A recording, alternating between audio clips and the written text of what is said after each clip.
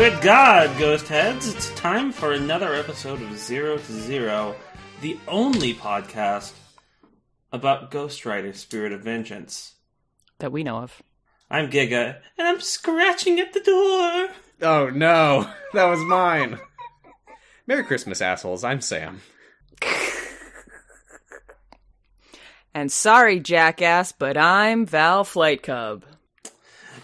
So, What a movie. part.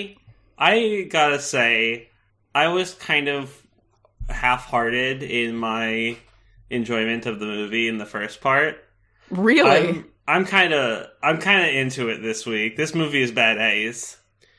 I'll say there was stuff in this part that worked for me more than anything in the first act. I agree. But it's still not good. It's not good. There's one big on fire thing that I really wished I enjoyed, and I just didn't enjoy it. Oh, well, we're different then. I found myself thinking... It is perhaps the biggest on fire land vehicle. I found myself thinking while I was watching this that I wished I was fetching Pokemon creatures instead. So... okay, well... That was really... I have things to say about this movie, but you I can didn't go both love fuck it. yourself, so... Whoa. I didn't say anything I know. negative. Sam hasn't said anything negative yet. That's true. I just said that I didn't like it and that I thought it was terrible. I think there are some supernatural physics that work really well in this part that make sense. So I liked that. There were two discrete moments that I sincerely enjoyed. Okay. And I don't think I had any in the first part. I also had a genuine laugh at something this time. I don't know. I thought, the things that was supposed to be funny. So there's some charming bits in this part that I did enjoy. Yeah, it was a light chuckle. It wasn't. Was it the Twinkie? Laugh. It was a full-throated laugh. You were laughing so hard. I heard it from all the way across the room. I got by the Twinkie. What was the other thing that I liked? I don't remember. The bread was the thing I laughed at. The fuck else did I like? Gonna Control F. Enjoy? No. Smile? No. Laugh? No. Like? What did I like? What did I... Okay. I see a lot of notes about me not liking things. Okay, well... Good. So, I don't even like this movie that much, but y'all are making me, fucking come to its defense. I know, you really do not have to be the one. I feel like I do, because it's not that bad. It is that bad. But there was something... I will find it in my notes at some point. I don't know what I wrote, but I definitely liked a second thing here. I don't know why... Was it the bike fun? No. Oh. I just don't know why you guys are so fucking down on this one. Well, we'll explain. It's a terrible film. It's terrible, but that's good. It's just not terrible in a way that's working for it. It just feels like... And okay, this is interesting. Because I keep comparing it to Call of Duty. That it feels like I'm watching a Call of Duty movie that they, accidentally dropped Nicolas Cage Ghost Rider into. Duty movie. I learned that while the budget for this movie was very small, it was half the budget of the first one. Apparently it had it was heavily marketed. But the weird thing about the marketing, apparently, is that it was marketed, and I don't fully understand what this means, but I read a quote from some, advertising person that was what they did with Spirit of Vengeance was really weird because they marketed it like it was a video game. Huh. It was a lot of advertising to, teenagers. I think it was a lot of advertising in, gamer magazines and stuff. That does kind of make sense to me because a lot of the fight scenes really are just cool for their own sake. It's not rewarding story-wise. So yeah. I could see it you target it to people who want to see big explosions and don't care about why. I don't understand what's wrong about the fight scenes being cool for their own sake. It's just unsatisfying to me. It's I just mean, a don't get me type wrong. of action that I simply find really grating. I The just fucking humongous chainsaw machine that he makes out of the caterpillar, that's cool. I enjoyed that, but like I wasn't like, yeah, fuck yeah. Like I want to be like, yes, haha, yes, sickos mode when somebody is on fire and making a big cool thing and killing everybody, and I was just like, oh, I don't know if I. Really I was yes, haha, yes. like He's like a real freak. Like the Ghost Rider is a real pervert. He is a real freak. I think part of it for me is that I just find his antagonists so dull. Yeah, that's the other thing. Yeah. They're just kind of guys. Yeah, they're just guys with guns and rocket launchers, and I'm just like, can he fight? Like, anyway, so that's why I'm tentatively interested in part 3 because we get a supervillain in this part. Before I think before we get too into the weeds here, let's get more into the weeds. Yeah, let's get into define the what the weeds are. The wee at the beginning, after Johnny's done talking about Stalin and the lady from the meme. And Jerry Springer. We cut to the kid. He's in like the back of the van that they're driving away with him with. He says, "Can I open a window?" And like the guy with like the most Tim Robinson delivery possible just turns to me and he's like, "You think you can just talk?" Anyway, don't talk.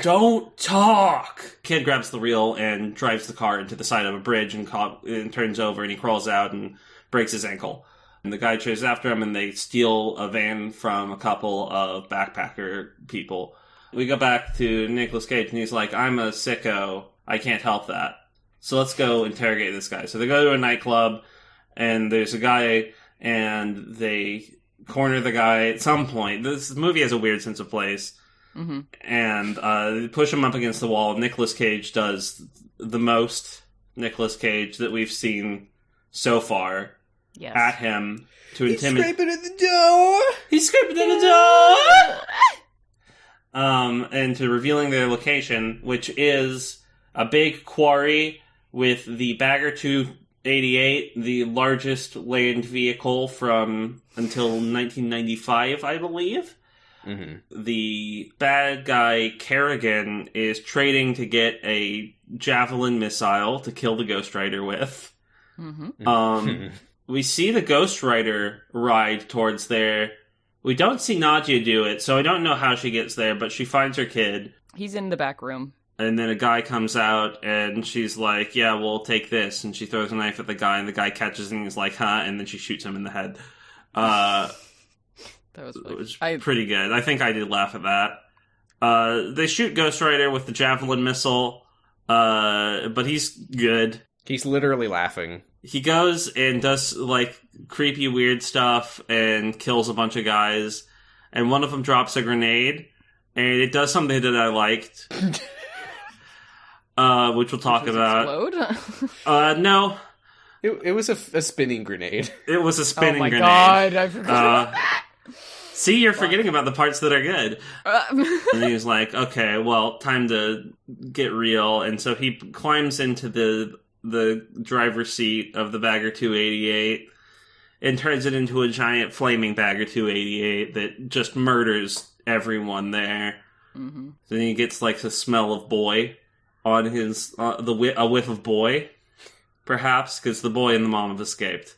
Mm-hmm. Nadia and boy, I don't remember his name. Is it Danny? Danny. So they've escaped, but yeah, Ghost Rider goes after Danny, throws Kerrigan into a pile of rubble. He catches up to them. And he's gonna slurp up Nadia's soul, and then Danny steps out of the car with his now good ankle. It's good. It's on good mode, and stops him from being Ghost Rider. And he says, "Well, that happened." They go to a truck stop, and this was the other thing that I liked. And has some diner food, and Johnny Blaze tries to have a father-son moment with the boy, and he's like, "Yeah, don't worry, you're cooler than most of the guys my mom dates." And then Johnny starts chugging water, like from Ghost Rider, the first one. From a spout. It was from a jug. I know, but he drinks it from the spout of the jug. Well, yeah, how else would you do that? From a martini glass? We cannot. No. Okay, no. Satan shows up at the site of the incident that happened of the Yep. strip mining machine, and he goes to Kerrigan, who's like under a big concrete cross because he got killed by Wamu, and he says like you're not done yet. And Kerrigan's like a goblin now. He's like a white goblin. He's got a titty window also. They're calling him the He white does goblin. kind of have a titty window, yeah. Yeah, and so there's an ambulance worker. They're taking like the bodies away, and the ambulance worker suddenly goes into the goblin zone, what I will be referring to as the goblin zone, which is a chromatically aberrated fisheye lens area that's dark. Yeah. It's a cool effect. I like it. I do like it. And so then Gobligan, Kara Goblin, comes at him and rots him into a husk. We got another bad guy that husks people, but this guy does it in like a moldier way, which is kind of fun. Mm-hmm. Johnny and Danny are riding in the back of the truck, and they're shooting the shit, and he's like, what is it like when you piss? As the Ghost Rider, and he's like, well, kid, let me show you. And he gets up, and he stands on the edge of the truck, and he's like, wow, it's like a flamethrower, I'm pissing everywhere. And Danny has a vision of the Ghost Rider pissing, and this movie just gives it to you. Like, they're not gonna, like, talk about the Ghost Rider pissing and not gonna show you it. Mm-hmm. And we see his ribbed penis. He plays it like a xylophone. They have gone from Eastern Europe to Cappadocia, and so they're in Cappadocia in the stone-hewn monasteries, where there's a bunch of monks that don't seem sinister at all. They're probably going to be fine. Oh, also Moreau's there. And he's like, I gotta go and get this curse off me, Danny boy. And Moreau's like, oh, yes, we will take the curse. I was on the wire. This man has tattoos all over his face. And so Moreau and Johnny go into the wine house. He's like, the Ghost Rider was an angel that got tricked and turned into a demon. But the angels might still be in there somewhere. Who knows? And so, and Johnny's like, well, what do I need to do to lift the curse? And he's like, you need to confess the thing that you know that you did bad. And Johnny's like, well, like, I didn't try to save my father for him. I did it for me. He was ready to move on, and I was selfish. And Moreau's like, oh, good job. Now you will go to the Sweat Lodge and become not Ghost Rider. And Johnny is cured of his skeleton disease. Yay. His only regret was having bonitis. Mm-hmm. Oh, and Monroe at some point says, Spirit of Vengeance. I lost it when he said vengeance. Vengeance? Jean Valjean. Vengeance. But what if, in a twist, the monks were bad? What? And they want to kill Danny to stop the demon from doing things. And so they go, and they beat everyone up, and they take them all away, and they take Danny out, and they're gonna behead him. Shing! On a rock. But then, what happens? They all go to the Goblin Zone. Mm-hmm. And Kara Goblin shows up and turns all of them into skeletons, and it's pretty cool. Kerrigan turns to the kid and says, I bet you weren't expecting this, huh? And then it cuts to black. Mm-hmm. And that's the summary. He turns to Danny and says, Orange, you glad I didn't say banana? Uh-huh. I'm gonna give the movie one it. I thought that the shot when they leave the Goblin Zone and they're standing in the stone circle with shriveled up monk corpses, I thought that was actually a pretty cool, striking image. I think there's a lot of really good imagery in this film so far. I don't think that any of the I don't think any of the problems with it are the shot compositions or choice of imagery. Like, the shaky cam's a bit much at times, but I think that generally the lighting and the shot comps are really good. Like, even those screenshots I posted in the Discord where Nicolas Cage is doing his thing, like the green versus the orange lighting on him. It really highlights his facial features and like allows them to do the fun thing where they transform his face into a skeleton JPEG sometimes. It legitimately makes me feel sick to watch it, so I can't go with you on this one, but well, every once is in a that while not effective?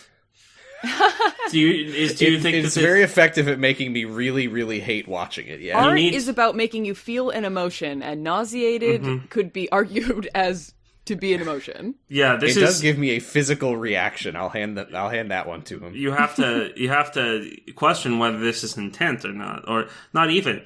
But like, you know, that reaction gives the work value in itself. This is classic Giga theory of media consumption. Well, I mean, pretty basic stuff. Well, I guess I'm pretty basic. I mean, we all knew that. I want to talk about Danny Boy. Danny Boy, he's a little guy. You know, I talked last time about Idris Elba. I'm very confused at Danny. Yeah, he's weird. Danny is seemingly Romanian. Mm-hmm. He seems pretty American to me. He has an American accent. Yes. Mm-hmm. Yes, he does. His actor is Irish. Uh-huh. What are they doing to these actors? I mean... Yeah, what?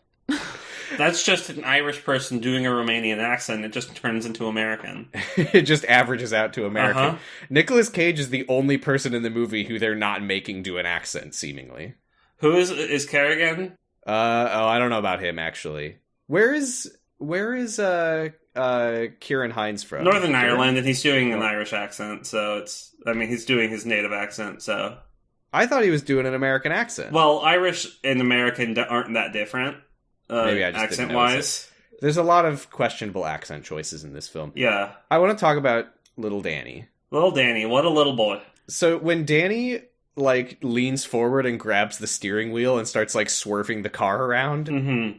He sits back in his seat and he clicks his seatbelt on. Yeah, I forgot to mention that. I did like that. And then he smirks epically as the car flips. Yeah, and then he that was pretty fucking funny. Unclicks the seatbelt and is totally fine. But I have a question here. Are we supposed to think that he was like possessed or something? No, I think he's just a little scamp. But it's the moment where the car flips. And there's, like, a couple seconds where Danny is just sitting there silently staring ahead, and then he suddenly is like, and he, like, unhooks his seatbelt and, like, crawls out of the car. I don't think so. I think that's just shock. So the car, like, is on fire. Danny escapes. And the driver is like, Kerrigan, please help me out of here, man. And they fucking, again, this, like, very loud ADR. Kerrigan ADR fat shames the man. Told you to stop eating the Twinkies. Jesus. So they, like, showed the movie to, like, test audiences, and they were like, it's pretty good, but you know how Kerrigan, like, just leaves his driver to die for no reason? Can you introduce some, like, fat joke justification for that? Hey, you know when the Kerrigan leaves his driver behind? Can we, when Kerrigan ate a Twinkie later, I don't understand that. You forgot to set up the part where he eats a Twinkie. It's either that or the Twinkie Corporation or hostess was unhappy that the Twinkies were represented without saying Twinkie. So, or this was like a rival company was like, can you imply that if you eat Twinkies you will die in a giant fiery explosion? Mm-hmm. And also they suck because like they won't rot if you have rot powers. Is that what that was? Because it was also in a plastic packaging. It was a Twinkie. It was the classic Twinkie joke. Okay. All right. But yeah, so they like chase after Danny. We see the car explode. It's a huge explosion. But then Danny breaks his ankle, which is only important for later when it unbreaks. Mm-hmm. And then these extremely friendly, extremely crunchy Romanians come over to them. And are like, yes, they're man, what's going on? They're so Euro. They're deeply European people. They have been smoking movie weed, which makes you act like this, instead of act like regular weed, which makes you act a different way. They're like swaying slightly, and they're very friendly. I wouldn't know about that. The seen transition at the end of this scene is very weird, though, because Kerrigan's like, does that van run? And they're like, yeah. And then it just zooms in on his, like, henchman's gun, and then we just smash cut to them driving away. I wasn't sure if it was supposed to be funny or not. It was definitely supposed to be funny, because in the smash cut, they're playing, like, some hippie music in the van. I don't think it's supposed to be laugh out loud funny, but I do think it's supposed to be, like, tonally. Yeah. Because Kerrigan has this look on his face like, oh boy, what I get myself into. It's just kind of and the van, like, sputters away as they drive. I guess it's funny in the way that you see the setup for a situation, and you in your mind go like, it's going to go this way, and then it does go that way. But you don't see it going that way. You just see the after effects of it going that way. Right. The comedy comes from the subverted expectation that I'm going to see them steal the van. Exactly. Well, you know what's going to happen if they approach some hippies with a gun and ask for the car. They're going to get it. Yeah, those hippies could never fucking defend themselves. What a bunch of fucking pot-smoking losers. You didn't mention, but they were also both sitting on a couch deflated like that commercial. Johnny explains to Nadia that the rider is going to fuck shit up and probably try to kill her. This is so fucked. Okay. He doesn't like her as much as he liked Roxy.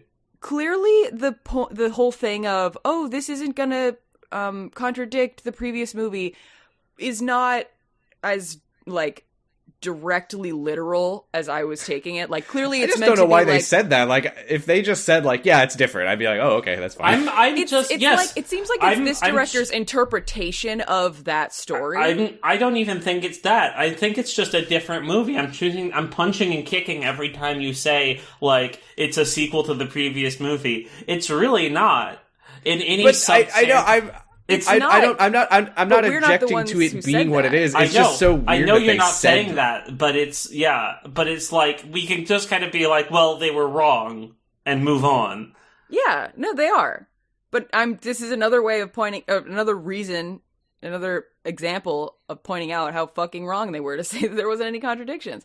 I also don't enjoy this version of the Ghost Rider as much as the other one. I mean, like, I can't help but compare it. It was the last movie we watched, so, like... Oh, I'm sorry he's not eating jelly beans and watching ape videos. Did I say I like the other Johnny Blaze better? I never thought I'd say this.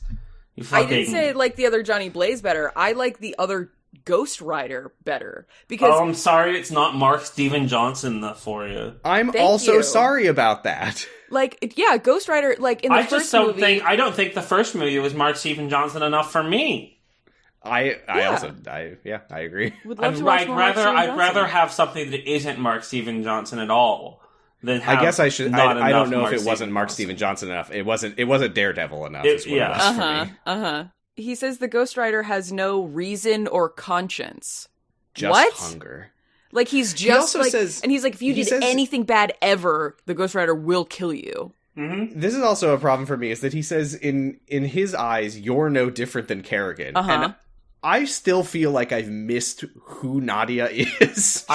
She steals things, which is illegal. Is that all that it is? It's the pickpocketing? I think it is. Because I still don't really understand what her connection to Kerrigan is. I mean, she's presumably hung out with bad dudes and, like, run in bad circles previously. I think that's the implication up to this point. It's just weird that there was no, like, oh yeah, I sold drugs with Kerrigan. Well, you don't say it. You don't just say it. She's a protagonist. I want them to say it, because I don't know what it is. She's a protagonist. She can't actually say that she's done something bad.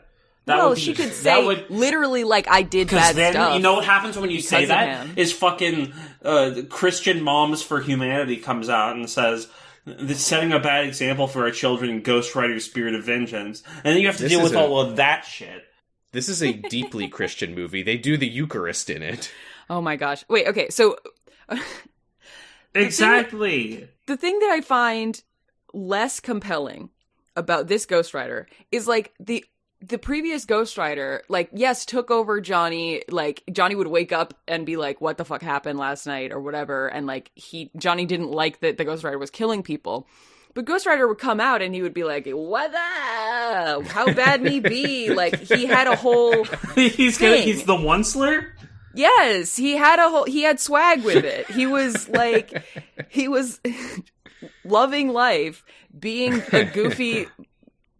Dead and loving it. Are you saying that this guy, that this Ghost Rider isn't fucking, like, loving it? He's not living for it? Well, the thing about I don't know, this because Ghost he's only Rider... said one word, which is hungry. Oh, no, I'm sorry. That's not true. That's not true. He says other stuff in this part. He mockingly repeats what Kerrigan said. Yeah, that's the thing. Like, he seems in this movie to be kind of like Kyle XY, sort of. No, he's like sassy. Just raw power and not, like, just learning things, like, only can speak when other people have talked and, like, use that. I don't know. Like, I think he's fun. I think you are overcharacterizing the first Ghost Rider. He was not... Okay, well, I missed the quips, and I miss Wallow, so... You didn't... Yeah, you sure did. You did miss Wallow. You missed Wallow. I did miss him. Dying in the movie. I missed him while he was on the screen. And we're never gonna forget it. I know! But, like, this Ghost Rider just seems to be kind of like... You just, like, let him loose and hope that he's in the direction of people that you also think are bad. It's just not as satisfying to me to see him absolutely destroy everything in there. Because you also know if, like, a teen had walked into that dig site or wherever the quarry that they were at, who had, like, illegally downloaded some music that day, the Ghost Rider would be like, I'm gonna literally said in part one, kill you. Is that the Ghost Rider will kill you if you illegally download stuff. No, right. no. Teens aren't responsible for their actions. Okay, a 19-year-old. Still, you're not fully cognitively developed until you're 25, and until that Ghost Rider point know you that? can... Yeah. Okay, a 26-year-old who had just... It's also well, weird then he deserves it. It's Are you weird saying with that a person like Sam, not that Sam has ever downloaded anything illegally, but if he had, you think Ghost Rider deserves to murder him? If he crossed paths with a Ghost Rider, he would deserve the death sentence, yes. I think another problem that I have with this version of the Ghost Rider is that they have such an increased level of focus on his, like, the fact that he exists to punish anyone who has sinned, and he doesn't care, like, who you are, why you did it. If you sinned, he's gonna fucking get you. But the people he's fighting feel so, like, abstracted, where they're just like, I don't know, they're just bad guys. I honestly think that it would work better if he did the penance stare from the last one, where he, like, gets up in your face and he's like, you tripped that kid in school one time, or like, I think that would actually go a long way for me. So I'm a little sad that the penance stare is so nothing in this. I mean, I agree. I don't like the penance stare in this, and I think that it should be better. But I do think I kind of like him as a force of nature as well. Like I'm not against that. Can we talk about this scene transition to the club? Also, what is he doing when he eats the souls? He just is eating them and they get destroyed forever? Yeah, he eats them. He just looks at you. We haven't actually seen him do it. It nourishes his little body. He likes it. He likes it. Is that not enough? Is not enough for him to like it, Val? Hey, it's enough for him to like it. They just haven't explained it, so... We cut to Vasil, the guy that Nadia is trying to find. But the way that we cut to him is we cut to a sped up rewinding of him walking upstairs. Yeah, that was really strange. That was a really weird... They're making a lot of choices. Yes, no, this movie is the choicest movie I've ever seen. It's a movie of miscellaneous choices. I just like how unbelievably indulgent it is in its own bullshit. It, like, never does the same thing twice, either. It's true. Which I don't dislike about it, to be honest. It's not good, but I do like it. Yes.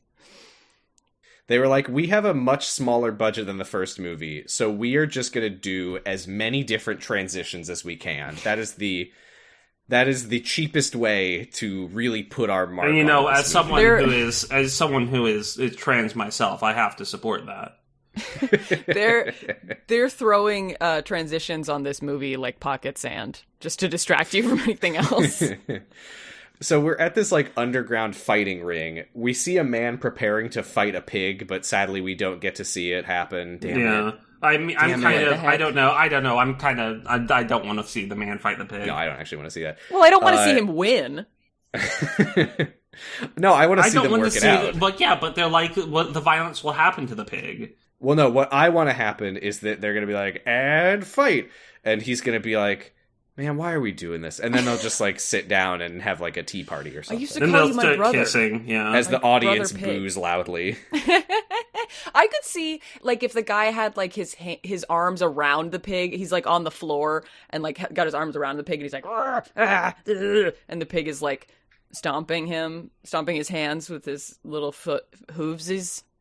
I feel like that would be an appropriate level of cartoon nonviolence. I mean, we're making assumptions. We don't know that they're going to fight at all. That would be horrible. I would hate to see that. What if it's a dance-off and we just completely misread it? Yeah. Damn it!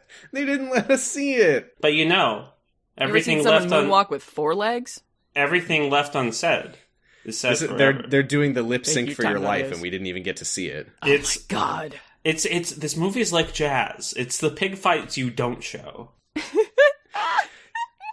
Johnny is inexplicably very disappointed in the fashion sense of the guy they're meeting with.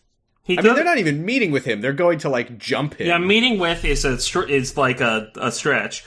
But Johnny's like, oh man, he looks like he works on a cruise ship. I don't know. I think he does. What did he want? Read on that is good. What did he want out of this sleazy Eastern European club owner? He was going to be like, oh, thank God, this guy is really well dressed. Oh, phew. Like, oh, I thought he was going to wear a cape with a popped collar. He's not even wearing a French fry mascot costume. Come on, Come on. A little something for Johnny. Come on. We're all looking for the guy who did this. Oh my God, this was really weird though, because Vasile like goes and yells at some goons, and we get subtitles for what he's saying. But they did, like, the thing where he uses some, like, Romanian expression that they don't translate. Because he's like, count the money real good. People are stealing from me. It hurts my balls. It hurts my balls. Is that a Romanian expression, or is he just weird? We'll never know. I can feel it in my balls that someone's stealing from me. Maybe he was just having a premonition for this interrogation scene. Or maybe... maybe he's, like, whatever the opposite of a fin-dom is. So he's, like, trying to... A fin-sub? No, sorry. He's trying to get all horned up by seeing how much money he has, but it always comes up short, so he's like, oh, people are stealing from me, it's blue-balling me. But he likes maybe he was just happy. He's saying, everyone's taking my money and hurting my balls. And hurting my balls! Pauverdom. Yeah, did you listen to the kind of the inflection when he was saying it, or were you just reading the subtitles? I was just reading the subtitles. I was probably just distracted. He was probably clapping and slapping his own nuts. Yeah, he's just slapping his own nuts. It hurts my balls. This hurts my balls. Just changing subject in the middle of what he's saying. Mm-hmm. Make sure you count the money. Ow! Ow! Ow! Ow! Ow! Ow! I gotta stop doing this. Oh my god. Speaking of subtitles, there's a part where Moreau, when Moreau appears, he says, bonjour! And the subtitles that I had said, shouts in French. It just says, unintelligible. He's yelling something. It's some kind of order or something. Some kind of language, yeah, some kind of command. Speaks foreign language. Speaks foreign language. So they ambush him. Nadia pulls a knife on him, and they look at his phone, and they're like, "Yep, he's been talking to Kerrigan." And Johnny is like sweating and twitching. He's coked the fuck out, dude. His eyes keep becoming skull eye sockets, and he has to like go and like pop his eyes back in. Not liked the not animation like with his there. hands, like his eyes just reappear. I thought it was really fun. Like his eyes like bug out before they turn into the skeleton. I like a lot of what's going on with the ghostwritingness in this movie. I didn't dislike it. he is giving really hard. Like, he is Nicolas Caging the fuck out. He is. This is another one of those moments where I'm like, I wish that I liked the general vibe of the movie, because if I did, I think this scene would have been pretty fun. But as it is, I do think it's one of the better parts of the movie, because he's getting to be Nicolas Cage. Yeah, I can confirm that as someone who likes the general vibe of this movie, that it is good. And this is the part where he's like, "Yeah, you listen here, you son of a bitch. You know that thing that attacked Kerrigan? That's me, and I'm right coming. Now. It's me, as I'm the only thing holding it back. And let me tell you right now, he's scraping at the door. He's scraping at the door. And then he slams Vasile against the wall and says, "So you tell me where Kerrigan is, or I'll eat your stinking soul."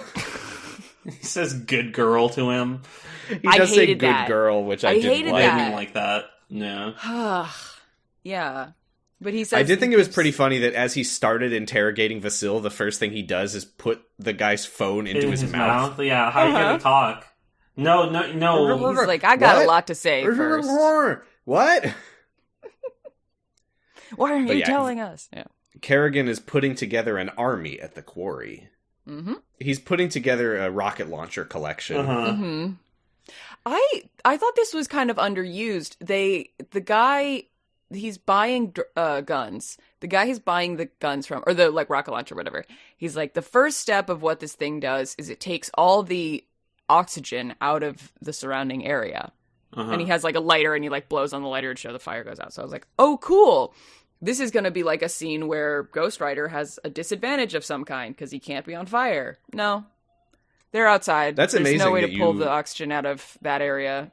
So that's amazing that you made any notes on this. I, honest to God, fell asleep as they were talking about weapon specs. I just felt like I was watching Suicide Squad again. I felt like I was watching Iron Man 1. Well, it's just so disappointing because it's this thing, this big weapon that you're buying right now to fight Ghost Rider, which you are going to do, has a specifically designed aspect of it that is directly counter to the main thing that we associate with the Ghost Rider. And then it's just not, it doesn't happen. It doesn't come up again. Well, I suspect that that's literally just how the Javelin missile launcher works. Yeah, it's a bunker buster, so yeah. So, I mean, he doesn't have to say any of that. He can just say it's a bunker buster, and you can be like, it shoots, it's big, it does a lot of whatever. Thing, this is a Call of Duty film. Exactly. We need to hear about how cool the weapons are. But then he doesn't talk about the second phase. He just talks about the first phase that takes out the oxygen. The second phase is that it blows up. They ran out of money. It's just weird. It's. That's the problem. Is the second phase is that it blows up and sets him back on fire. Here's another thing. Well, they didn't show. Maybe this is. I mean, I don't. I guess this is one of those things where I'm like, I don't really know what I want, but I did think it was weird. Is Rourke paying for this? Is Rourke financing this, or is Kerrigan really rich? Is Kerrigan I'm gonna invoice him for the rocket launchers? I think that Kerrigan is betting on all of these guys dying. Oh, that he's not even gonna have to pay. Yeah, he's not thinking about paying for this one. He'll just take the money back. Mm-hmm. I love when not a bad bet. Vasile's goons catch them, so they run out, and on their way out, Johnny is holding the rider back, and he just stumbles and lurches and completely unnecessarily just pushes himself into a guy's shoulder, it's and so the guy funny. just gets incinerated. It was very funny when that happened. Johnny, that was not necessary. I was surprised that Johnny did not let the rider come out and eat Vasile after he gave the answer. Well, I mean, this isn't Daredevil. Yeah, I miss him. Everything reminds me of him. This is a real fever dream moment in a way that I kind of liked, where he runs outside and he sees his bike on the back of the truck, and it's already become devilish while it's waiting for all him. the chains are wobbling around it, And then it just, like, cuts to him, like, zooming through the streets, laughing and twitching, and skeleton they're, like, icing. sliding a semi-transparent PNG of a skull around on top of Nicolas Cage's face. Mm-hmm. I like. He's still he does trying to also hold it back a breathe little bit. fire out of He his keeps nose, popping which out. looked pretty fucking stupid. It was good. I thought that was cool though. It was because he's like he's still trying to fight it back. He's still trying to not like have the skull come out, and then at some point it like overwhelms him, and he just like and just huge like anime style of like when somebody gets a nosebleed in an anime, and it just like that, but fire out of his like skull head, and I was like, Mark Steven okay, Johnson cool. would have played a cartoon steam whistle effect over Like, it. I gotta say, Nick Cage is very good at playing what it's like to be experiencing drug problems, or what it feels like. Not necessarily what it looks like, but what it feels like. And he's doing that a lot in this moment. We go to the quarry. There's the Bagger 288, which is like a giant excavator thing. Yeah, it's a strip miner. Yeah. They do the weapons deal. The guy says, "How many men are you fighting?" And Kerrigan says, "Just one," and everyone laughs. You know what it is? Sorry. I'm still thinking about the writer. Nick Cage in this, I think the reason that this movie also, the writer falls flat for me, is because Nick Cage is doing so much more Nick Cage stuff. So he's like, and then he transforms into the writer who's just like, I don't know if I agree. The writer is being an absolute freak in this one. I wish he had more physical. He just doesn't speak a lot. He doesn't speak a lot, but he also, I don't know, the posing was not like done enough. Do you remember the grenade? What? Do you remember what the grenade did? But I was unclear about what the grenade did. Yeah, it makes him glitch. I did not. He just floats in the air and spins around for like 5 seconds. What does that mean? He's like a weird cartoon man. Like, it's weird. He's an item pickup. It's really weird and wild. I'm not sure what... If he started T-posing and hovering, I wouldn't be like, wow, he has so much personality. I disagree. I think that is a ton of personality. I think the issue with the grenade thing for me is it's unclear why that happened. Yeah. At some point, you just gotta fucking let it wash over you. There was a lot of like glitchy looking activity coming from the Ghost Rider in this scene that didn't make sense to me. So maybe that's a character flaw of mine. Oh, I'm But I didn't understand this scene. Things have to make sense in movies that I watch. Okay. Well, speaking of things that don't make sense, Nadia just walks into the room where they're keeping Danny tied up. Did they bring Danny to the quarry? Yep. Yeah, they brought Danny to the quarry. I don't like. He's like, I want to buy some Which guns. makes Do you have a sense. side I room I mean- could stash my kidnappy? I mean, I guess so. I think he's in the. Yeah, I think he's in like just a portable. But yeah, she just like cuts him loose, and Big Goon Man catches them. They do take a half second of the movie to show her doing like a knife flip or something. Like she does something cool with the knife to like get it out to cut I it. want to ask you too for your take on this moment here, because was it supposed to look like he was kissing her? What? The kid kissing his mom? No. The Big Goon. She tries to stab him with her switchblade. He grabs her and then just like puts his face like on top of her face. I don't think so. It just like held on that in a weird way, and I couldn't tell what I was supposed to think was happening. I don't remember that happening. I don't either. I'm sorry. That's fine. Was probably taking notes at the time. Pause it. But they hear the Reaper sound that signals the Ghost Rider's arrival. Yep.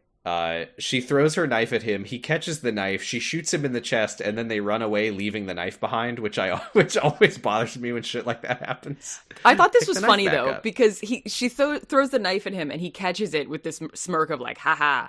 Yeah, foiled. I like that. And then she just like, pfft. I was like, oh, the knife was a distraction. Actually, It was like a better version of the fucking. I mean, the Indiana Jones moment in Indiana Jones is good, but you have to kind of like do something else if you're going to do that now. And I thought it was a fun kind of twist on that sort of thing. Yeah. I don't know if I know the moment. some guy from goes up to Indiana Indiana Jones? Jones with a When the sword, guy's and it's swinging his sword around, and then Indiana Jones just pulls out a gun and shoots him. Oh, I haven't seen the film, but did you know there's actually an interesting trivia note about Yes, that? I do. I knew he needed to go to the bathroom. Yes. So anyway, What is the? I Kerrigan- don't know this trivia. it's that Harrison Ford felt very sick and he was like shitting his guts out, and there was supposed to be a fight scene there, but he didn't want to do it. Oh, nice. Diarrhea made it a more interesting film. So Kerrigan shoots the rocket launcher at Ghost Rider, who explodes, and then everyone laughs and high fives. But Ghost Rider is fine. He was incapacitated by a couple grenades last night, but a rocket launcher is nothing to him. Mm-hmm. Yep. I mean, it's not a grenade, so he starts incinerating everyone with his chain, and then he spins around after getting flashbang grenaded. Again, another I will hand to this movie. The kills are more consistent with like what you would expect a Ghost Rider to be able to do. He whips people with the chain, and as soon as the glowing red chain like hits people, they fucking explode. Yeah, he kind of lightsabers them with it. Like like they just kind of crunch in half and stuff. It's pretty nasty and it's pretty good. Yeah. I famously am the guy who gets annoyed when the protagonist in a movie like this feels like everything they do is just effortless and the villains are completely outmatched. But I do like, for henchmen at least, I do like the effect of him just like whipping them in half into a pile of dust. Yeah. It seems to be effortless for like him to dispatch henchmen and then like win.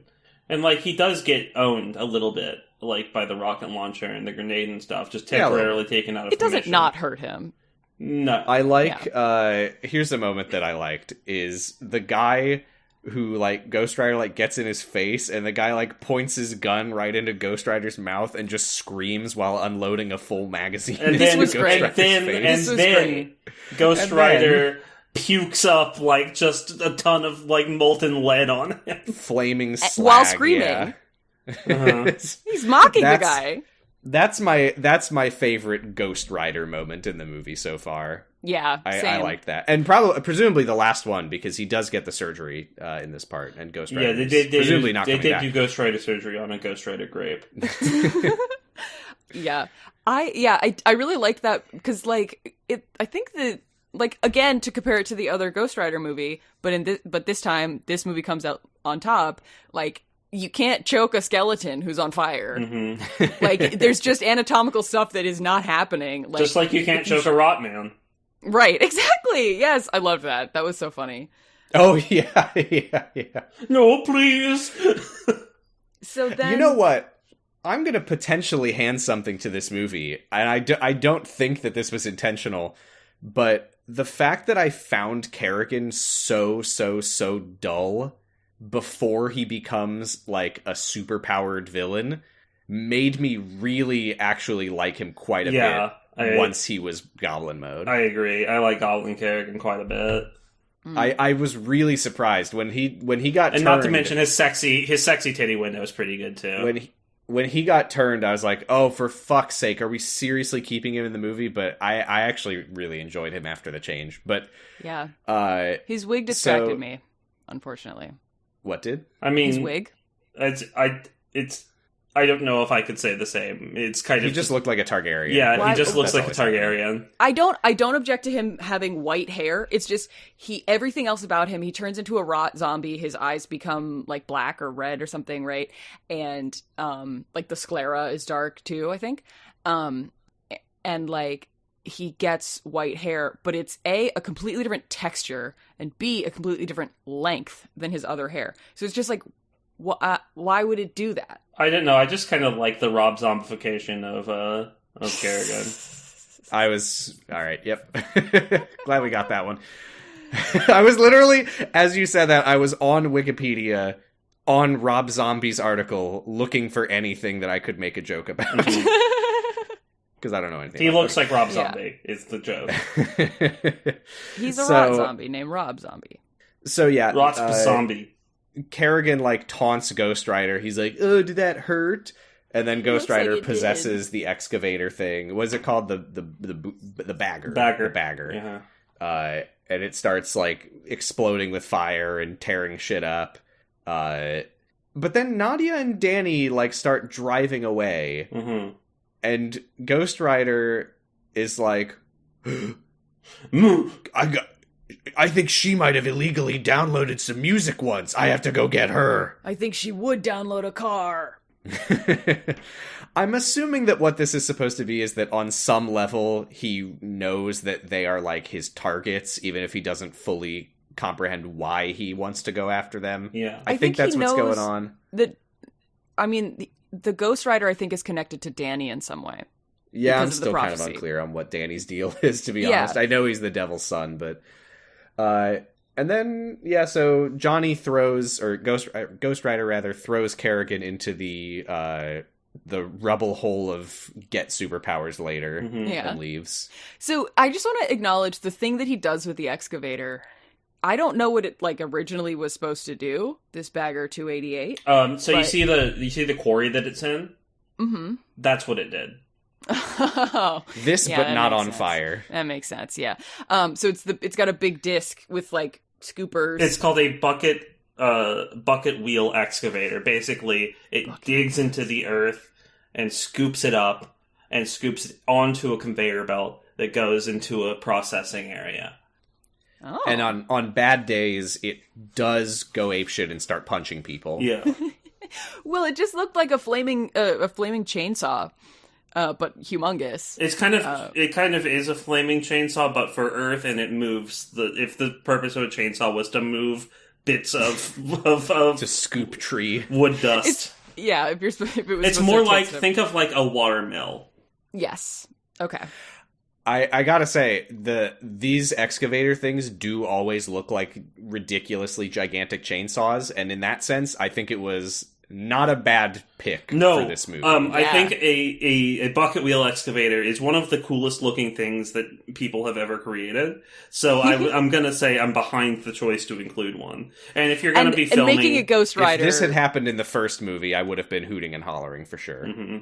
Yeah, exactly. Yeah, so, and this is the thing, too, of, like, I really enjoyed what that weapon looked like, and it was fun to see him... It was fun to see the thing be on fire. I really liked when he's like in the like cockpit, and it's just like he's a skeleton. He's like and he's like pushing the levers forward. Yeah, it's awesome. He does this weird like chittering like laugh. Yeah, I like it a lot.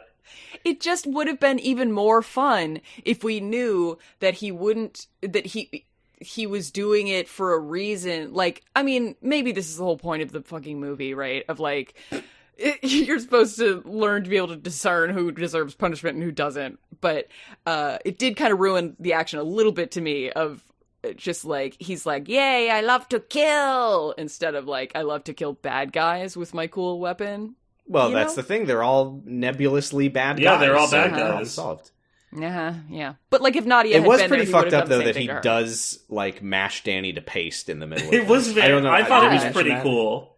Well, they show Danny's Zune, and the screen, like the song that's playing is like whatever _ illegally downloaded.mp3. Mm-hmm. So the nerve of you to say the word Zune. First thing I thought of, honestly, I don't know why. I mean, this was the era of the Zune for sure. You know, when Bill's big break. The couple of years that there was one person in the world who had a Zune, and it was my dad.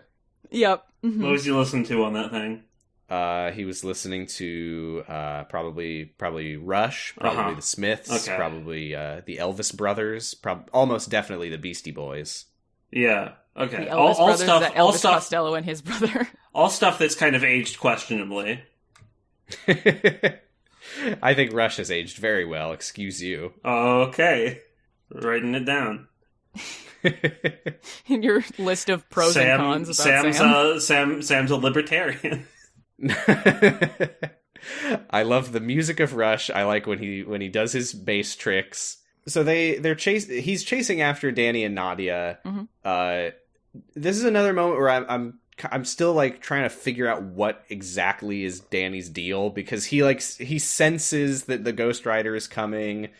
When Ghost Rider starts doing the penance stare on Nadia, Danny like gets out of the car and is like, he's like got the like double voice effect where he's like, that's enough. Yeah. And then Ghost Rider like gets like knocked on his ass and turns back into Johnny and goes, so that happened. Oh my god. So seeing the screenshot, you posted a screenshot of the So That Happened in the 0 to 0 Discord. And I saw that. So I was like, I was already expecting a So That Happened, which is like already like cringe. A bad choice of dialogue. Don't put that in there. But they don't even have like, he's Ghost Rider. He's on fire or whatever. Danny is like, that's enough. He turns into smoke, like all the fire like goes out on the Ghost Rider and he like is like crumpling down into kneeling pose. The smoke goes off of him and then he turns into Johnny and he says, so that happened. There's no pause. No, there's not a cat in this scene. It's as soon as he becomes Nick Cage, he uses his Nick Cage face to say, so that happened. It's fucking amazing. So, like, was he aware the whole time? Is that what we're supposed to understand? Is that, like... No, I think that he's just a passenger. Yeah, I think he is, like, somewhat conscious of what's happening when he's the Ghost Rider. I think he is. Yeah, I just think he's just kind of a passenger along for the ride. Yeah. I guess my real he's in the sidecar that we've never mentioned. Right? The sidecar named Desire. That's got a big it's like an elephant skull. Mm-hmm. No, but like I think my gripe really is just that the comedic timing would have been better on it if there had been even a millisecond of a pause before he said that. You gotta have a beat. You have to absorb it and then say it. Otherwise that happened. Right. Yeah, then I would have liked that line. Mm-hmm. Also just then it would have been my highlight of the movie. Yeah, I'd be creaming. Before he starts Come on. Straight creaming, though. Stop. Before he starts doing the penance stare on Nadia, though, like, he when he comes up to the car, he pulls her out of the van as she's, like, through the window. Through the window. I probably wouldn't have had the window rolled down, but I'm different. You're just built different. It was violent. That, like, moment stuck out to me because it's like, oh, shit. He's like... They go to a TGI Fridays the next morning. Uh-huh. So your leg's healed, huh? All by itself. That's weird. Johnny, like, tries to awkwardly, like, tussle Danny's hair and then, like, gets embarrassed and is like, oh, there was a bee I was swatting away. Yeah, because Danny flinches. He's like, why are you touching me? But Danny says that Johnny's cool, which is a lie. I don't know. I think he's pretty cool. I like my dad that does drugs. I was really sad in this scene because there was a guy in the background who was like out of focus wearing like a trilby and sunglasses and a suit. The entire time he's not like it's like one of those little German hats. I wanted him so badly to like just walk up to them and be Rourke or something. Yeah. I was so sad that was just an absolute He was very conspicuous, extra. Yeah, but it's just this like dude in like the Alpen cap or whatever, yeah, alpinist or whatever. Yeah, and Lederhosen. But okay, this was the moment that I was trying to find earlier. That was my other moment that I really liked, which is Nadia sits down. Johnny picks up the pitcher off the table and starts chugging water. Mm-hmm. Uh-huh. Which is that another like Christian thing? It's continuity. Okay, yeah, it's a callback to when he drank water. When Jesus drank water when he was resurrected. He's chugging and chugging and chugging. And first of all, just I relate. So thumbs up for that. Yes. But Nadia and Danny like kind of give him the stink eye. Like, what the hell is your problem? And he stops drinking for a second, as if realizing that he's being weird and rude. Mm-hmm. But then he just gives them like a water, am I right? Smile and just keeps chugging it. Yes, it's so good. Just the thirsty guy smile. I thought that was really funny. He's like, I know I'm being weird, but I do have to do this. Yeah. Being fully on fire would dry a guy out. Oh yeah. Oh yeah. Gotta hydrate. So yeah, they make plans to meet Moreau on the road. On the Moreau. Yeah, and they're gonna go to the monastery in the monastery in Cappadocia. Is that Cappadocia? Yeah, Cappadocia. and they're gonna lay low, and then the prophecy something, and it'll all win. They're just, it's the same thing that the monk at the beginning said of just waiting for the window of the prophecy to be closed again. Mm-hmm. I'm a little ticked off at this point in the film that we still don't know what the fucking prophecy is. Yeah. Because they keep referencing it. They're like, we just gotta wait, and then skipping ahead, but the head monk is gonna be like, no, waiting for the prophecy to elapse won't be enough. I'm like, if you have to ask when the prophecy, please. If you have to ask what the prophecy is, you don't need to know. It's none of my goddamn business. We can't tell you. You're not a monk. Shit. All right, I'm gonna go get my tattoos. It is also funny though that I this moment threw me, and then once I realized what he was talking about, oh my god, are you okay? Yeah. He didn't throw me across the room like Superman. He didn't throw you into the rubble pit, right? Not into the rubble pit. Where he goes, we've got to get going fast or something, like, cause something about the, like, people are after us. And then he goes, plus I've got some personal stuff I need to work out. My soul. So, yeah, that's very personal. Okay, I actually do want to say, that's a funny way to say that. This is another like sort of maybe rewriting of how Johnny works, but I actually thought that this made a lot more sense because I was very confused last time about the idea that the Order of Monks would be able to undo the curse, because I was like, doesn't undoing the curse mean putting Johnny's soul back in his body? Like, how are they going to do that if the devil has his soul? I didn't quite realize that the curse was unrelated to the soul being gone, and it was the fact that an entity was placed into him. I don't know why that just never, like, registered with me, but I thought that actually made a lot of sense. Yeah, I agree.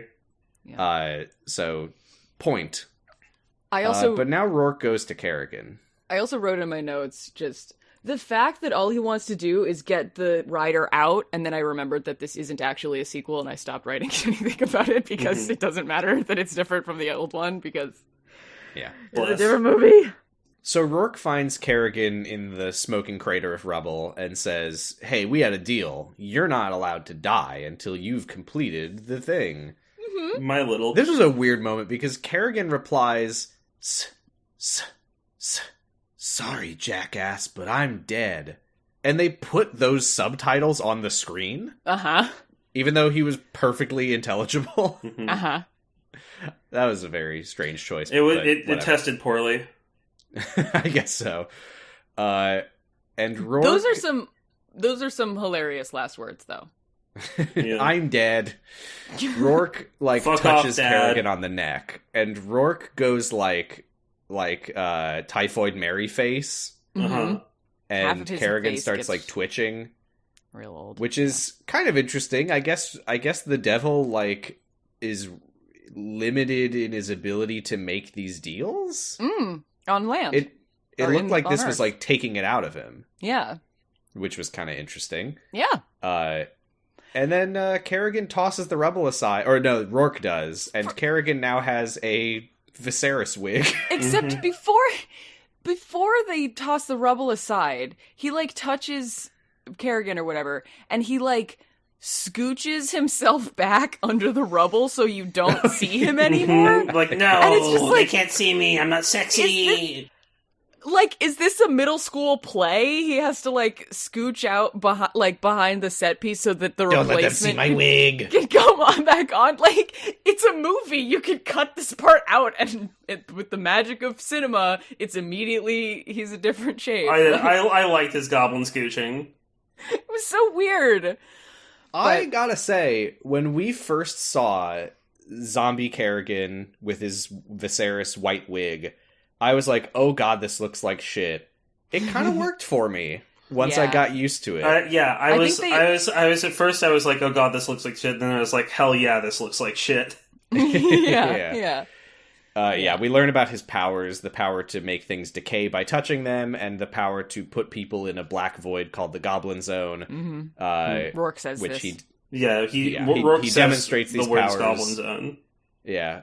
Kerrigan demonstrates these powers to us, the viewer, by sending a nearby EMT into the goblin zone, and then running up and grabbing him and turning him into a shriveled skeleton. And it's pretty nasty. This is horrific because he's shriveling the guy, making him like decay and husk and whatever.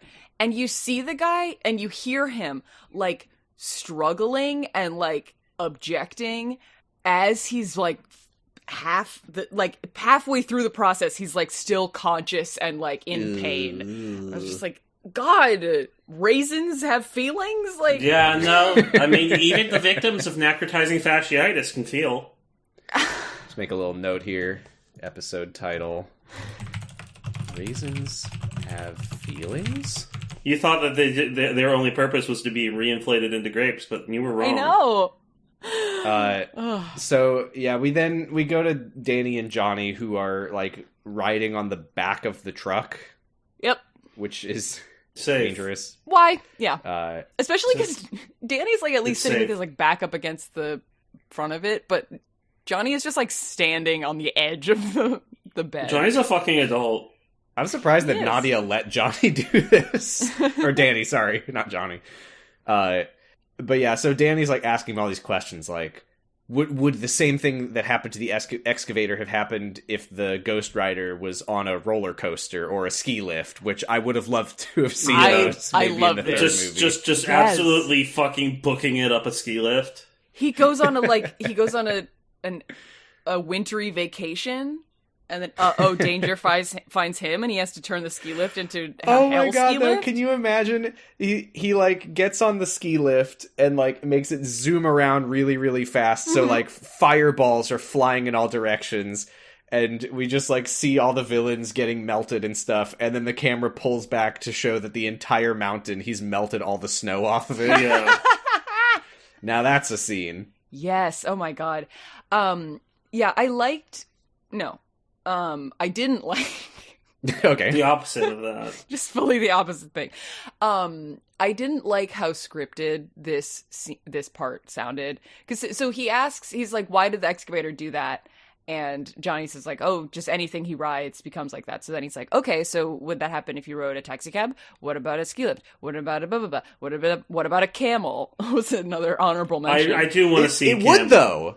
It would though, yeah, because Carter Slade or whatever his name, Carson Slade, Carter Slade turned his horse Slade, into. Yeah, it would turn into a skeleton camel, and the humps on the camel would disappear because they're fat lumps. Oh my gosh! Anyway, I think that I think it would have bone humps.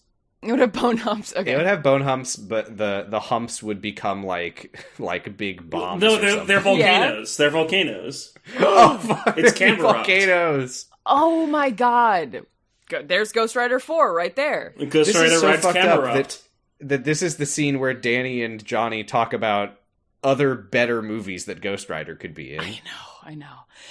But so Danny is doing the like whether you like this or not. Mm-hmm. That's undeniably No, better. it would undeniably be better if we need to see these movies.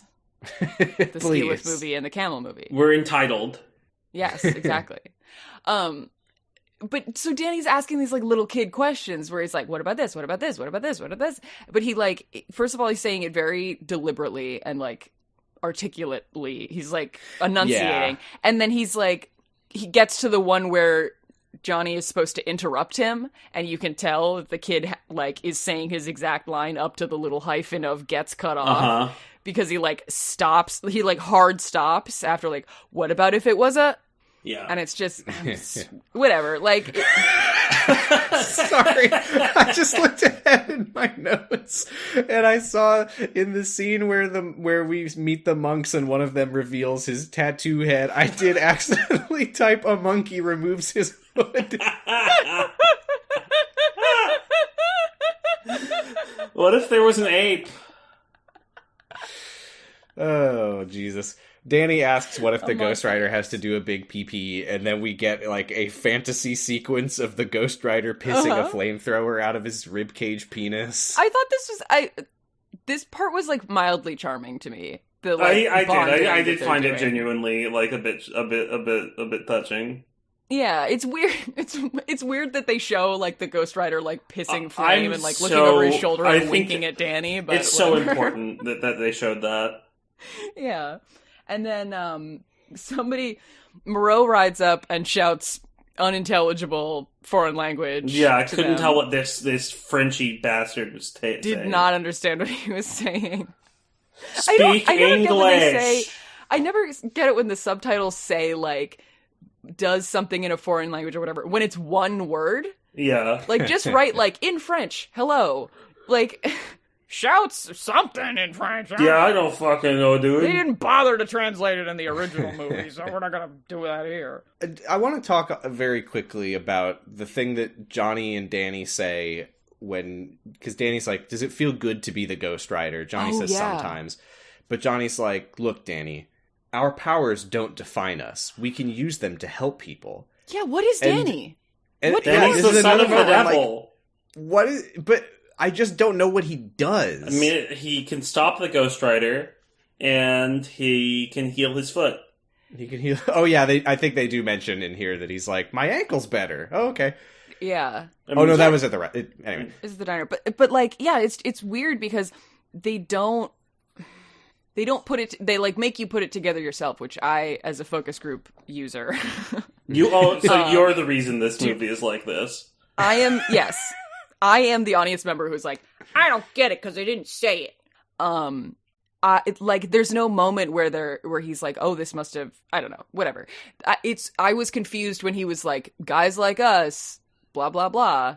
Yeah, and Danny himself is like, oh, you're lucky that you can get rid of your powers because I can't. Yeah, which makes sense when you think about it because he is the son of the devil. But if you Sure. don't think about it, it's confusing. Yeah, and like, what should I do? Yeah, snacks. How am I supposed to fucking think about it when I'm watching a movie? Right. Exactly. The movie keeps But happening. Moreau pulls up on his motorcycle and he like pulls up next to Nadia and is like, "Are you done shooting at me?" He laughs at his own joke and he laughs Frenchly. It does say laughs in French. He carries around a crusty baguette. No, that is a batard. No, it's not a baguette. I'm sorry. It's a batard. I lied.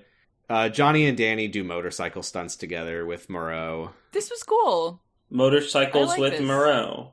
Motorcycles. Motorcycles. Yeah, he does like a wheelie. He's like want to have some fun or whatever, and they get on the bike, and he does wheelies with the kid in front of him. It reminded Here's me something of that, weird that I learned.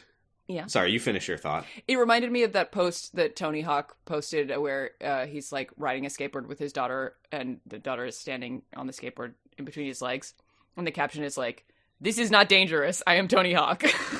I mean, that's the gist of it. He doesn't say it like that. I learned something interesting, which was that whenever in this movie they needed to get like crazy shots, like the camera flying off the cliff with Moreau, or the camera like zooming around while they ride motorcycles, that was the directors shooting those shots, apparently. Mm-hmm. Huh. They're just like adrenaline junkies, which makes a lot of sense. They're little That's freaks. amazing. Yeah. This is my second favorite moment in the movie, and I don't know if I'm embarrassed that it got me and that it worked for me, but it's you know what it is? It's a villain in one of these movies just kind of being dumb. Yeah. Mm-hmm. And I'm always a fan of that. It's Kerrigan driving his stolen ambulance and going through the lunchbox of the like dead an EMT. old-timey lunch pail. It's like metal lunchbox. Yeah, and Not he pulls really pulls out a sandwich and it turns to dust, and he's like, "Oh, god damn it!"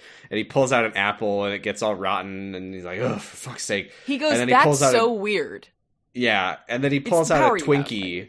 He pulls out a Twinkie, and he just like pauses for a beat, and then he's just like, and he just eats it. And he eats it 'cause, yeah, nothing happens. It's a really cliched joke, but it did work for me.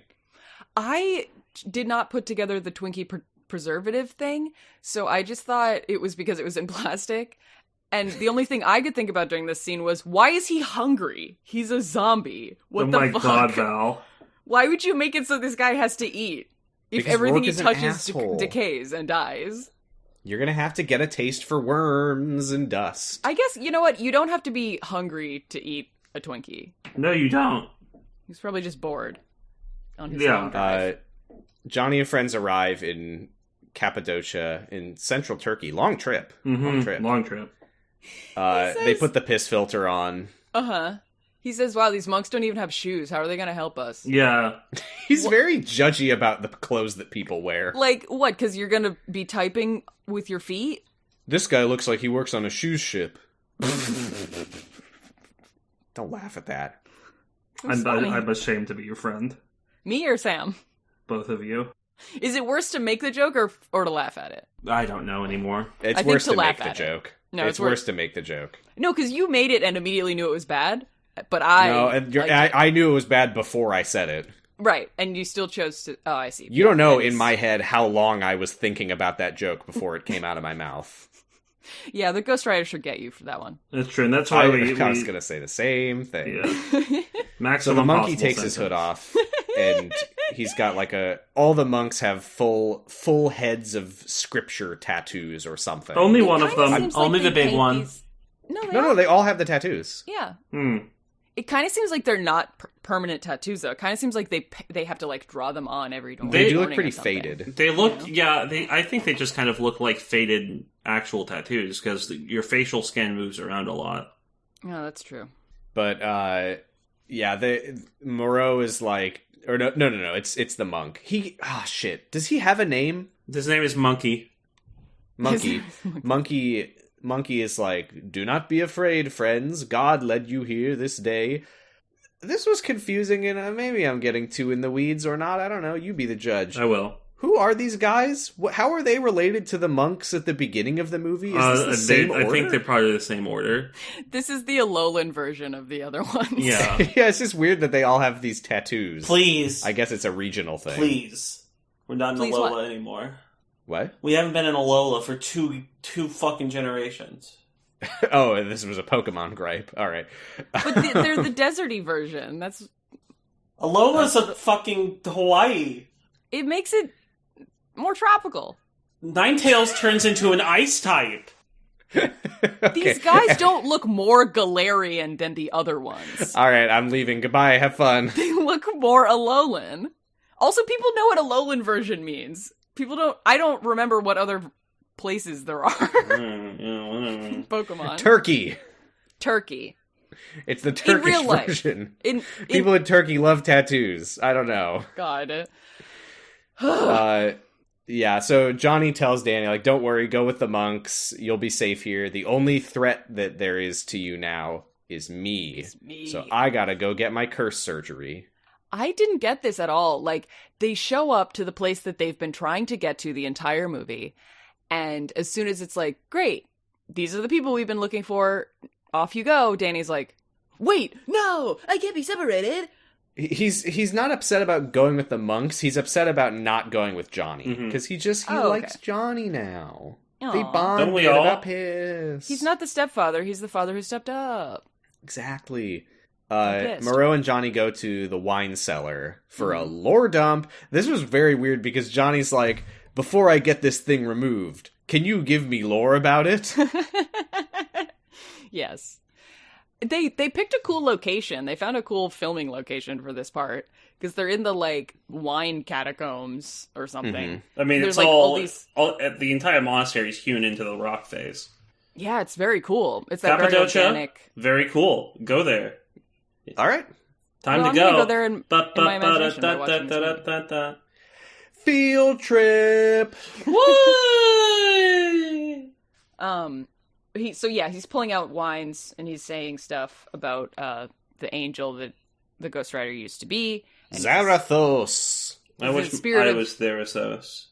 It's now a spirit of vengeance, but it used to be a spirit of justice. Vengeance. And I have great news, because I frame by framed this little animation sequence, because we learned that Zarathos, the spirit of justice, was captured and brought down to hell, and his eyes were held open like a clockwork orange, and he was shown the following 5 things that drove him insane and turned him into the Ghost Rider spirit of vengeance. War footage. Okay. War footage. Clips from an old black and white horror movie. Okay. Oh, God. JPEGs of $100 bills. Oh, no. Inflation? No! some guys wearing like creepy, weird alien face masks. Okay. And then there was like 2 frames of breasts. No! How dare they have boobs on Earth? And his mission to protect people was turned into a twisted drive to punish the wicked, and he became the spirit de vengeance. What? Wouldn't you? Just show war clips. Why? What? Wait, you're saying you wouldn't turn into a spirit of vengeance if you saw breasts? No. What the No. fuck? It's just me? Yeah, I'm a man I of think strong character. usually looking I'm not at a man, so I think that's The problem. $100 bills would get me though. Sam is saying that he No. is a man of strong character. I know. No, what I'm saying is that's the problem is that I'm not a man. But yes. I did it trans too bad. So Johnny asks if Zarathos is still in there somewhere, and Moreau is like, "Can you feel him in there?" And Johnny's like, "No," and Moreau's like, "All right." Nope. Guess not. Guess not then. Moreau literally is like, he's not going to be in you after the curse surgery anyway, so who gives a shit? Why are you even asking? Yeah, shut the fuck up. He pulls out a 2,000-year-old bottle of wine and says, "I've had my eye on this one for a long time. How about after this all blows over, we share this bottle?" And I said, Moreau's going to die. I'll tell you all about it when you get back from your surgery. I mean, he hasn't I will died tell yet. you about your mother. After these messages. After these messages. How about we go to commercial break, and then when we come back from that, we will...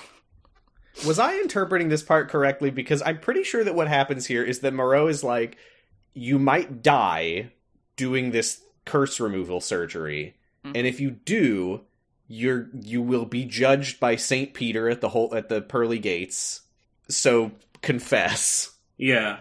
I thought it was something like the surgery won't work unless you are... Yeah, that's what I thought, but I don't know. Maybe I was wrong. Yeah. Maybe. I don't know. But the point is that Johnny confesses the deal he made with the devil, it wasn't for his dad's sake. It was his own selfish need to keep his dad from dying of cancer. Because his dad was ready to die, which is why he hadn't even told Johnny that he was sick yet. Well, I mean, he was afraid that Johnny would make It's a different movie. He was different afraid. Okay, he was afraid that Johnny would make a deal with the devil if he found out. So, right? He's like, "Don't do anything rash. I'm just gonna accept it, okay?" It's I don't know. I guess we don't know this version of Johnny's dad, but I do have some weird feelings about, like, it was selfish of me to cure his cancer. Yeah. he's like, "I'm ready for euthanasia, Johnny. It's time for me to go." Like, you could have had a scene of the dad be like, "I'm ready to join your mother in heaven," or something. Yeah, and then they do the Eucharist, and then Moreau is like, "Well, hey, if you die, I hope you go to heaven. Good luck, buddy." This is so fucking funny, though, because he pulls this piece of bread out of hammer space, and he's like, "This is the body. This is the body. This is the body of Christ. He says it's the Lamb of God at first. This is the Lamb of God. Twist. It's actually the body of Christ. It's the bread. And I thought it was bread. It's the bread of God."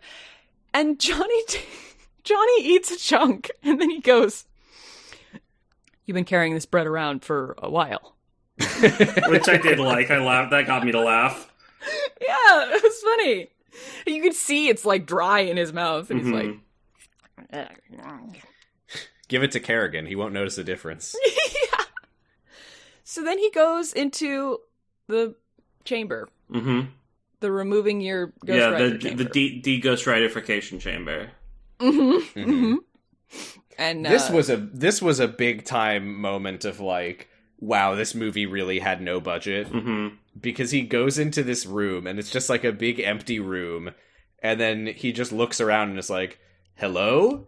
And then like he just lies on the ground and screams, and then he gets back up and he's like, cool. Hello? Yes. During this time, he goes into, like, there's, like, some CGI of, like, the Ghost Rider and stuff, right? There's, Puking up chains. Yeah, So he goes into goblin space also, kind of. No, this is anti-goblin space. Anti-goblin What's space. the opposite of a goblin? What's a good to a Nilbog. goblin? Nilbog space. Sure. Yeah, Nilbog space. And he, at one point, in the middle of that, yells, "Merry Christmas, you assholes." To whom? I was like, is that a reference to something? No, it's just a silly non sequitur. It's a reference to the Lord God. I guess, but it's so weird to just have him yell one thing and have it be "Merry Christmas, you assholes." It felt like they were trying to do like a 40-year-old virgin type, like, oh, Avril Lavigne or whatever the fuck. But they only had money in the budget for one weird line. I don't watch those like ribald movies, so I don't. 40-year-old virgin is better than you'd think. Yeah, I don't watch those filthy movies. I'm gonna clip that out and put in a clip of you saying, "Being a 40-year-old virgin is better than you think," and everyone's gonna think you're 40. Ha! No, they're gonna think I'm old. What an idiot! What a fool!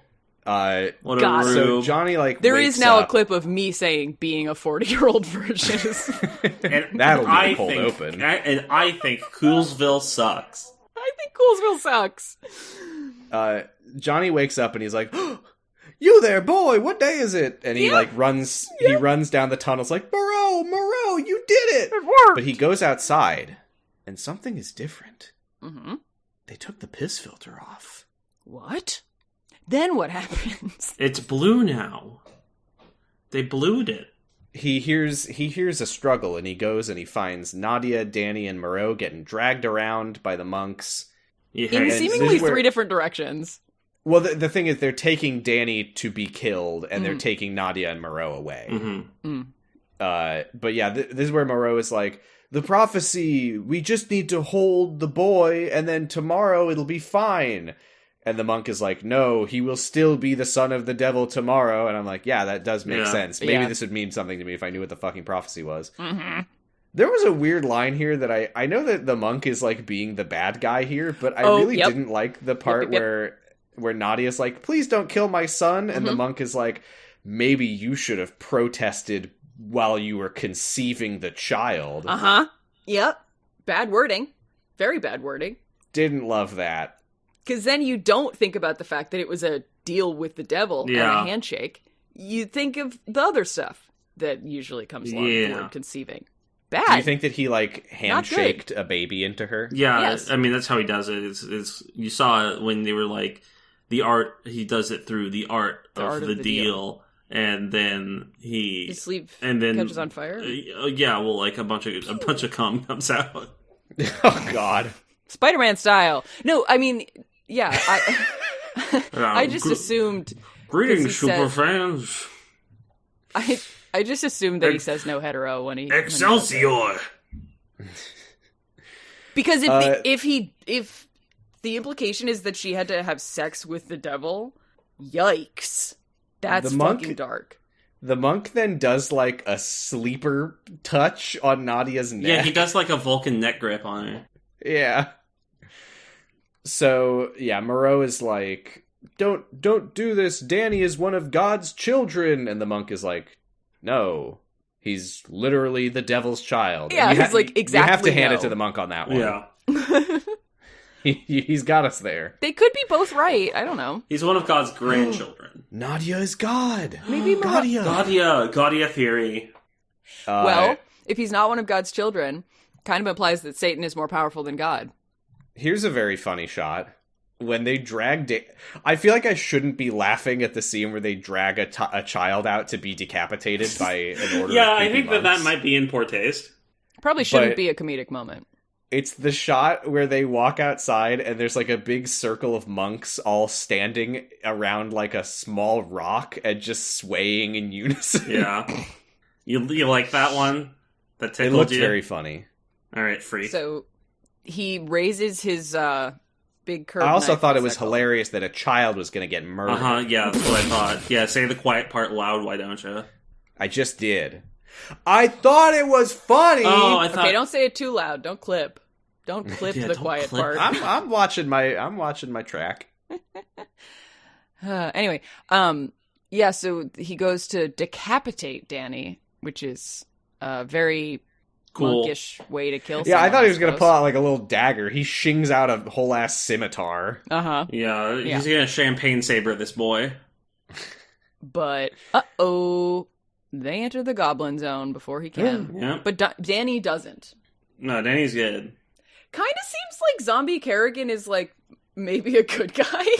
Well, So far, he's only killed... He's only killed a paramedic. Okay, besides that one. That guy was a dick. That's the only person... He had to test his powers. Okay. People can do... And he was a witness. People can do a good thing for a bad reason. Yes.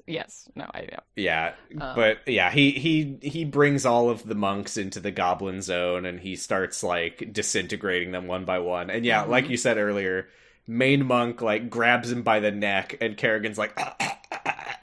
Just kidding, and then the monk's hand falls off. Yeah. That was so good. That moment was awesome. I liked it. Yeah, because he got me. I was like, come on, he wouldn't really be dying from this. And then he starts laughing, and I was like, you got me. Good one. And then yeah, he comes out of the darkness, the goblin zone, and all the monks are like shriveled up. And They're statues. Like, He says, "Aren't you glad I didn't say banana?" Well, that happened. And then yeah, I have to thank this movie because usually it's a bit of a challenge deciding where to cut it. Almost exactly at the 2/3 mark of the movie, it just goes black screen, and I was like, "Oh, okay, well, we're done." Yeah. I mean, it's like a full second of blackness. I do think that the better part to stop at would be when it fades to black after he's like got the Ghost Rider fight. So because that's like the act break, I think. But it did flash to black. I saw it doesn't line up perfectly. Yeah. With the 2/3 mark. So one thing I'm going to be looking out for in the third act is a reason that Moreau has colored contacts. Because if he's just a dude... That's just what French people look like. Idris Elba is also just a dude. That's what French people look like, though. Idris Elba's not French. Will wear his horizontal stripes and his beret and his funny little mustache and his cigar. I mean, oh cigarette. my god, you're really generous. He's not a robber. Yeah, I think it's really like messed up for you to generalize like that about French people. I did like the scene though where they're like playing with Danny and he's like, "Oh, I'm trapped in the box. I am trapped in the box. I cannot get out. I am talking. I am not talking." And there's that accordion. No, what is that called? Bandoneon. The thing that Weird Al plays. Accordion. An accordion. Oh, an accordion. Okay. Yeah, there's that accordion music in the background for no reason. Oh, not an accordion. An accordion. I wasn't confident in my own knowledge. So that's the film for now. Mm-hmm. Well, I really don't. Act 3 is going to be weird because I feel like it's kind of going to be make or break for a lot of stuff for me. Where it's like, if the prophecy turns out to right, like, are we going to learn what the fuck the prophecy is in a satisfying way? Am I going to understand what Danny's powers actually are? I assume that all of this is going to come up. That's right? That's a brave assumption. Yeah. It's also interesting. I'm looking forward to the monster fight. Yeah. Because it's going to be a monster fight between two guys. Mm-hmm. Yeah. Because he's also like the sub boss or like the minor boss. Like he's not. But you can't fight Satan. Final boss. In the realm of man. Are we good? Yeah, I mean, we're not going to get like, it is just Kerrigan, right? We're not going to get, like, an actual final boss besides him. I assume so. Surely. You can't really fight the devil, but maybe. I mean, what, they're just going to leave the devil, like, he's going to fight Kerrigan, defeat Kerrigan, and then be like, well, he didn't fight That's literally what happened in the last movie. Yeah, but they thought there would be a sequel. We're just gonna watch him like push Rourke to the ground and just beat up this guy, just like pound his face in. Yeah. He also defeats Peter Fonda, not with in the marketplace of ideas. In the marketplace of ideas, yeah, by being like, actually, which is the only real domain in which one can be defeated. Right. He's like, I don't work for you, and I am still the writer. So there. Mm-hmm. So that's his own way of like domination over Peter Fonda. So if he just like doesn't do anything, Peter George, Von Peter, you mean Peter Von Domination? Peter Von Domination. Yes, exactly. Peter Findom. Peter Fondant. Peter Fondant, Cake Boss. Peter Fondant. And that's it. Cake Boss. As we always say every week, Cake Boss, goodbye, and the end of the podcast. Yeah. 00_pod on Twitter, Posy Stress, etc., etc. Hi, it's Sam. Sam is on a podcast called Doctor Huh, That's true. and on a podcast called Sounds About Light. That's true. I'm Giga. You were on our most recent I episode. was. It's true. Ooh. I talked about many a kingdom, many a heart. I'm Giga. You can find me on Twitter and on co-host at Gigalithic. Oh yeah, I'm also on co-host as Positive Stress, for the record. Because Elon's submarining that site like no one's ever seen before. It's pretty funny. It's so funny that all these people are losing their jobs. I'm raffling and raffling. Mm-hmm. I commissioned me to draw things for you for money. I will do it. Yeah, that's Val. I'm Val. You can find them on Twitter at FlightCubBa. The second B stands for Bread. Bread. That Idris Elba has been carrying around for a long time. Yeah, I guess since Val didn't say anything. Anyway. I'm also on Tumblr at Flight Cub with just the one B. Sure. Because I grabbed that one. And then I added a second one for Twitter. And we're hosted on Noisepace, where you can find Val podcasts. also hosts a podcast called We Elemental. can't do the outro this slow. This is so... I'm like falling asleep. And You can find other podcasts. You can find Special Grade Snacks. You can find Wow Cool Robot. You can find Tuning Fork. You can find Forward ReZero, Elite Full Restore. You can find all these fucking podcasts on Noisepace.xyz. we're brought to you by KLMOP. So like we say at the end of every episode You of can find these on episodes... 505 San Clemente. Oh, I'm so sorry. I have to go. Something's scraping at my door. 2.7. Fondant Cake Boss. Cake Boss. Fondant Cake Boss.